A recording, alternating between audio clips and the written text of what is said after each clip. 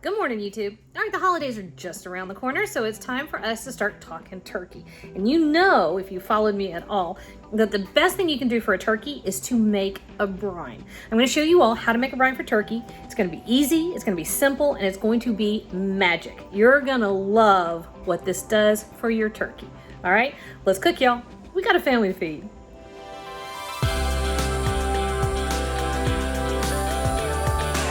So we are going to make a brine for turkey. I discovered turkey brines, I guess about 20 years ago, and it was a game changer.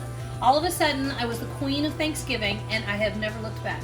If you want one trick that is going to just absolutely revolutionize your cooking, start brining meats, especially poultry and pork, okay?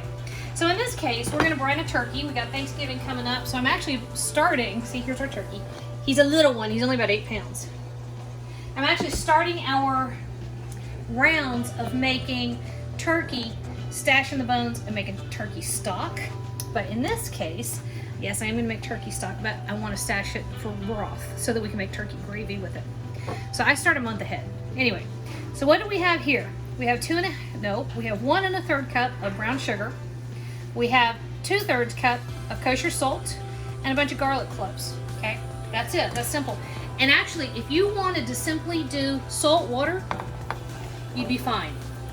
It would make a huge improvement in your turkey. Now, why? What happens? Ben was asking me a minute ago. How does this work? Well, a marinade works on the surface of the meat, right? It's only going to penetrate so far. Now, if you've got lots of salt in your marinade, it will act somewhat like a brine, but not entirely. Here's what happens when you're talking about a brine. So let's say all the cells in the meat, all the muscles, because it's muscle, right? All those cells in the muscle are like little doors, okay? And you don't have an invitation to get in there. Salt does, right? Salt has an invitation, and salt can go around and open all the cells in the muscle meat, right? Now, while it's opening those doors, it's like it's knocking on the door for a party, right? And the salt has the invitation and can get in. Well, once it gets in, it's going to take some friends with it for flavor, right? Sugar can't get in by itself. Neither can garlic. Neither can 2 lemons, 2 sprigs of rosemary. Let's see. Preferably fresh rosemary if you have room. Preferably fresh, but I will tell you, when you're dealing with a brine, it's not near as important that your flavors be as fresh. I know people don't want to hear that, but if you have to economize somewhere, economize with the flavors in your brine. If you need to use dried, rosemary, or dried sage, use dried sage. Here's another trick to economize. Let's say you're putting together a Thanksgiving meal and you're really on a budget. Who isn't? Here's a trick. You can buy 1 batch of fresh sage, okay? Use the stems in your brine where it doesn't matter. You can also use the stem to put inside the cavity of your turkey. Keep your leaves, hold on to the leaves, and use that for your butternut squash or your pumpkin, okay? So we're gonna stash this over here. Plus, if they're dry, there's a lot of water in the brine, so we'll just go right in. Well, that's true, that's true. So you use a big handful of the herbs for that too. All right, and then my favorite herb, oh, I only put 1 lemon in, hang on. My favorite herb of all time is thyme. I love it. I don't think you can get enough of it. So I do have fresh thyme. And I'm gonna use a good bit. I'm gonna use half of this little packet. You can also use the dried. Don't lose half of it now. Huh? Don't lose half of it. I did, I about lost half of it, didn't I? And again, that's one of those things where if you really need to economize, the stems of your fresh herbs have acres of flavor, and half the time we just throw them away, right? So why do we do that? Well, they're hard and they're woody, and as you cook them, they don't soften up, and so it's unpleasant to bite into. Does that matter with a brine? It does not matter with the brine. That's why you noticed I didn't bother peeling my garlic. I didn't bother taking the herbs off of the stems, because all of those are going to give us flavor, but we don't have to spend as much money. All right, now, you're doing 2 things when you're heating the brine. Sorry about my voice. It's fall. That means it's loose. It's gone. You're doing two things. You want to bring it to a boil just to dissolve the salt and sugar. And you could stop there, right? However, simmer this for about 5 minutes. You're going to release the flavors of your fresh herbs. It's really going to permeate this brine really well. Your lemon is going to bloom, your garlic is going to bloom, and your flavors are really going to develop. That's perfect, okay? So there we go. We're making a brine for turkey. We're going to bring it to a boil.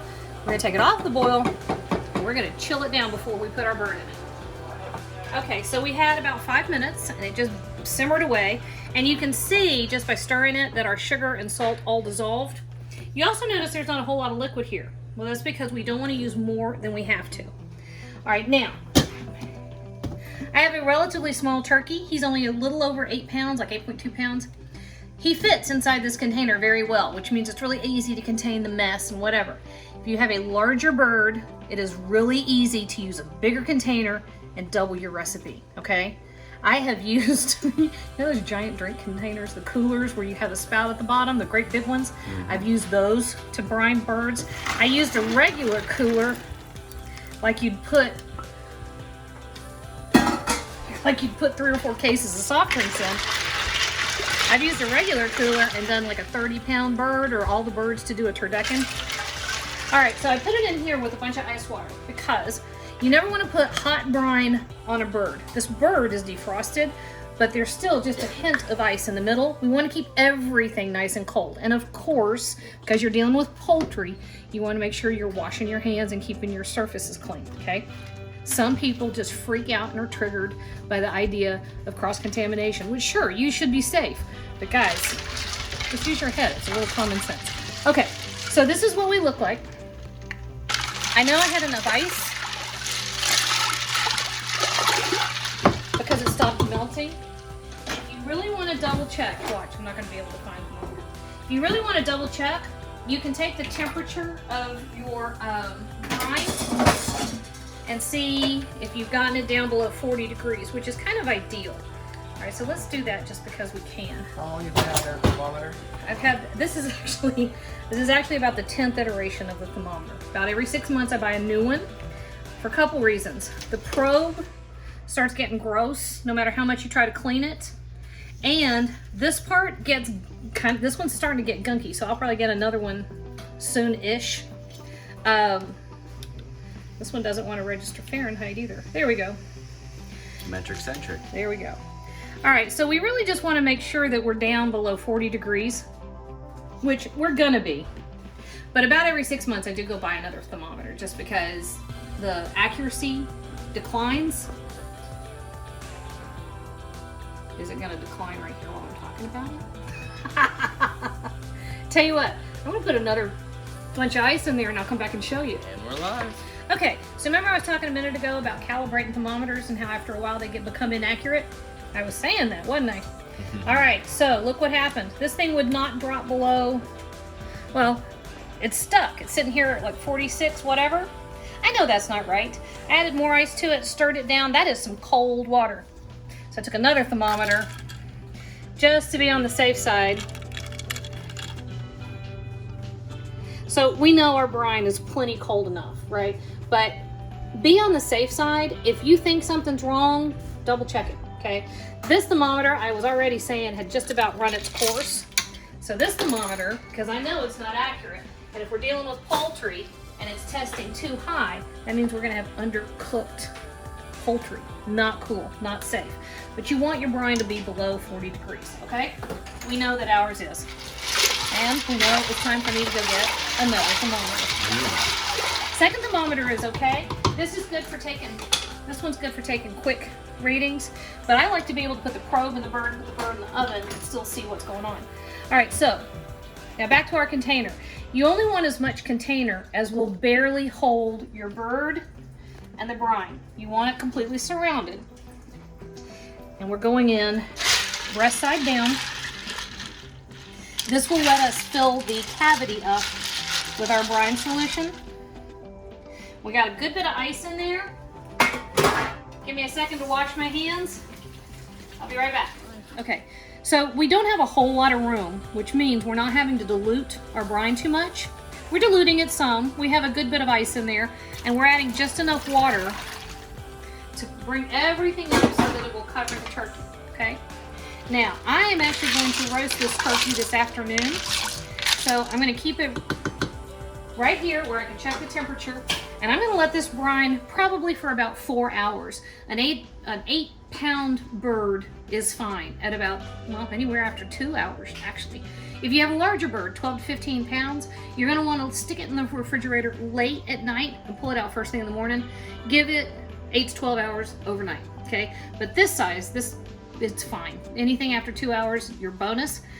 Don't, however, let this one go overnight because it'll end up too salty. You'll get to the point where it's over-brined and the muscle will start to break down, okay? It's almost like a, not curing, but close. Your bird will get mushy and too salty, and that's not cool.